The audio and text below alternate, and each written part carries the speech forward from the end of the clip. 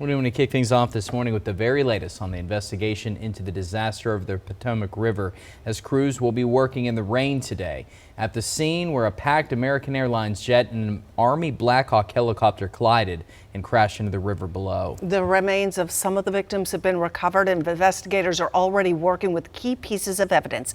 ABC's Nicole D'Antonio with more. The flight data recorder and cockpit voice recorder, known as the black boxes, have been recovered from the American Airlines plane that collided with a Black Hawk helicopter over the Potomac River. We'll be able to put it in space and time, exactly what headings were they on, what airspeeds were they flying, what was their attitude, and a lot of other information that may help us understand the accident.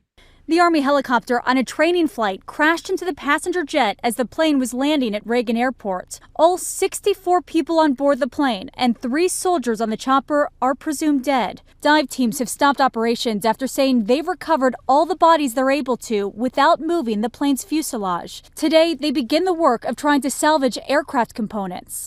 We look at facts on our investigation, and that will take some time.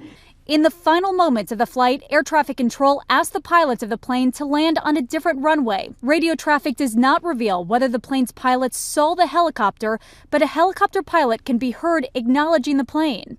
And the flight path shows the chopper flying at about 350 feet when it should have been flying at under 200 feet. One expert says early indications show a tragic sequence of events, suggesting the helicopter pilots were looking at the wrong plane. It's unclear how many air traffic controllers were working at the time of the crash, but an FAA report says staffing in the tower was not normal.